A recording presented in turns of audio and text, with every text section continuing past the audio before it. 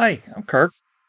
Welcome to Good Enough Backyard Beekeeping. This is one of the series of becoming a beekeeper.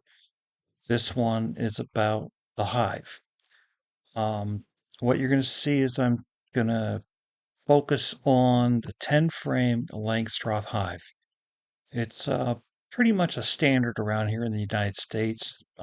Many beekeepers have variations, but I find this is working for me, and it worked for me as a beginner, and it still does. So let's get into the various components of the hive, and I'll also show you the cost of each of the components. And you can decide whether you have the skills to build these piece by piece or just buy them right out of the catalog. This is one point where I say go look in the catalog. I say catalog, you can go look online. So let's get started. As I go through these slides, you'll see a price, usually next to the title. Um, that price is right out of Man Lake's catalog. The date is 2024, or the year. And these prices will change up and down a little bit, maybe a few dollars, as they increase their prices. But it's a general price. You can go hunt around. You can find better prices. You might even find higher prices. But these are the basic components that I use in all of my hives. So I'm going to start at the bottom. I prefer screen bottom boards. Uh, the picture that you're looking at is a picture of a solid bottom board. There are benefits to both. But as a new beekeeper, I would recommend that you start with a screen bottom board. And the reason I emphasize starting with the screen bottom board is the ability to pull out the sample tray. I show you a picture of the sample tray in this picture. Um, you can see debris falling from the hive. You can see hive beetles, wax cappings. You can see pollen.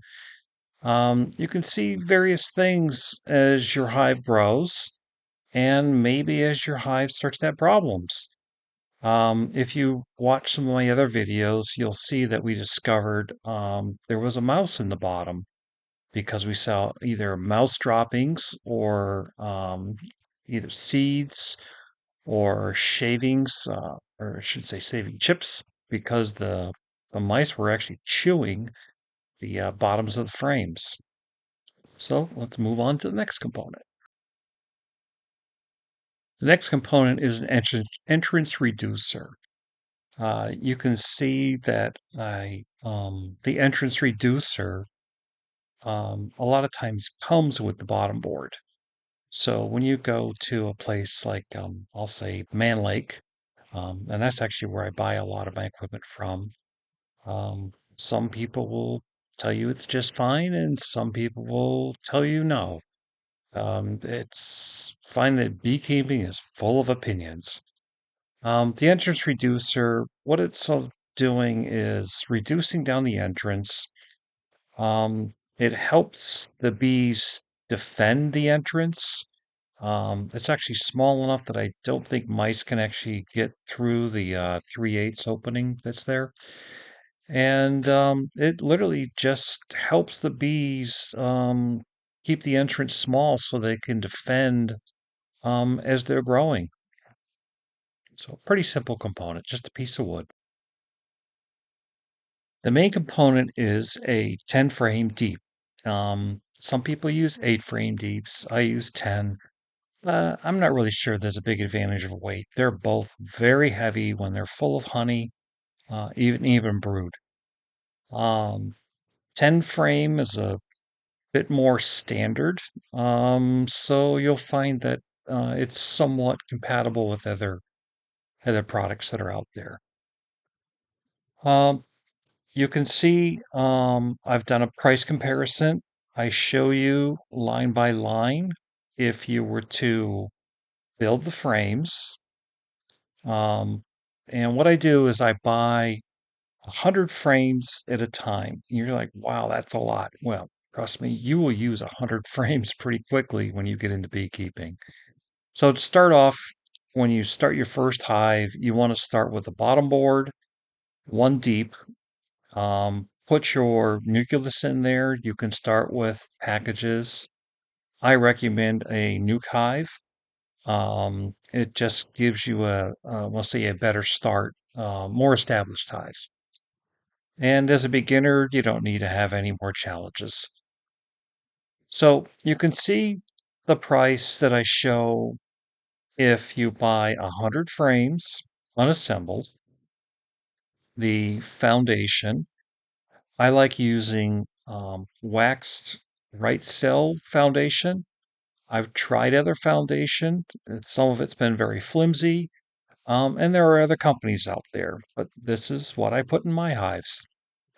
When you assemble them, you can see the price difference between um, if I put this together myself or versus just buying it fully complete. There's a pretty significant price savings. And I'll be honest with you, I find a lot of enjoyment, satisfaction just creating or assembling my own things.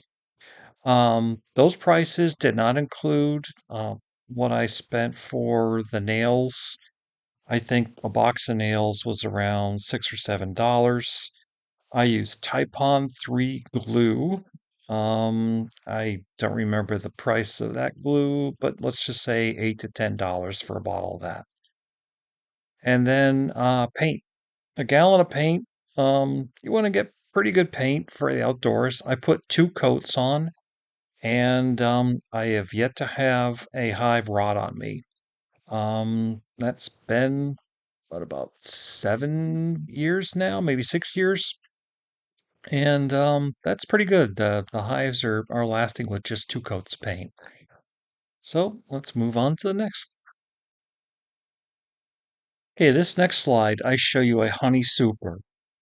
Um, Actually, what I forgot to show you in here is I put a queen excluder on top of a deep, and then I put honey supers. That's a personal preference. Some beekeepers do not use excluders.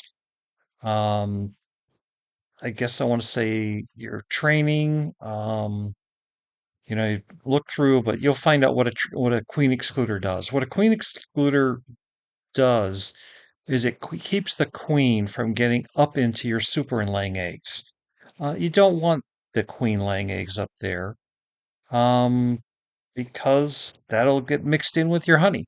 Now, if it does happen, you can put your queen below the excluder. Then you can put the excluder in and then the super on top. All of those eggs will hatch out and they'll backfill with honey. So it's really not a big deal if the queen got up there. You might not need a honey super your first year.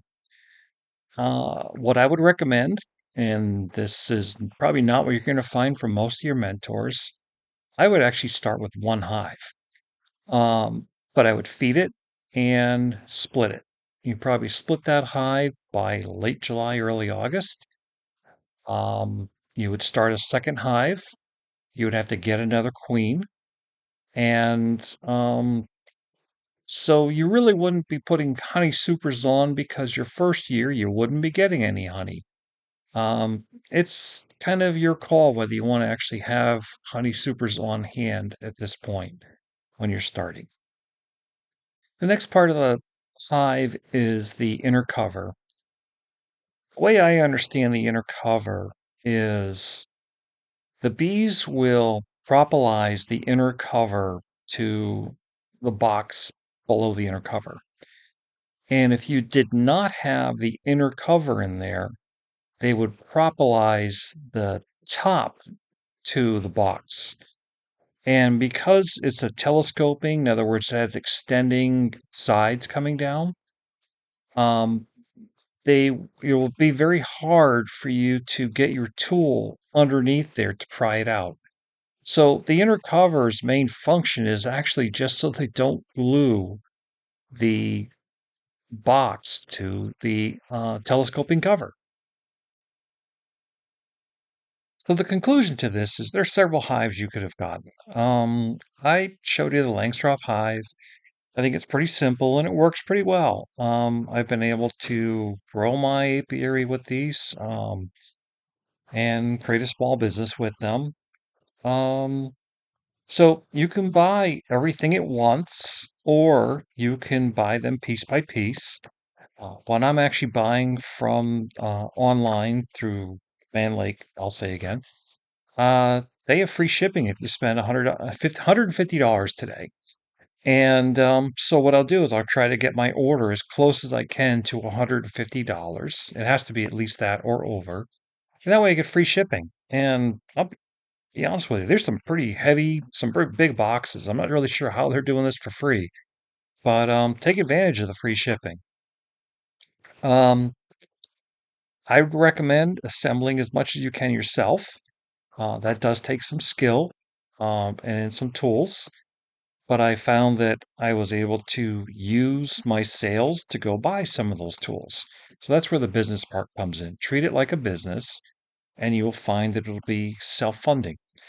Um, but if that's not your thing, yeah, buy it pre-assembled, and you can buy it all in one shot, or like I said before, do it piecemeal and do it as your budget allows.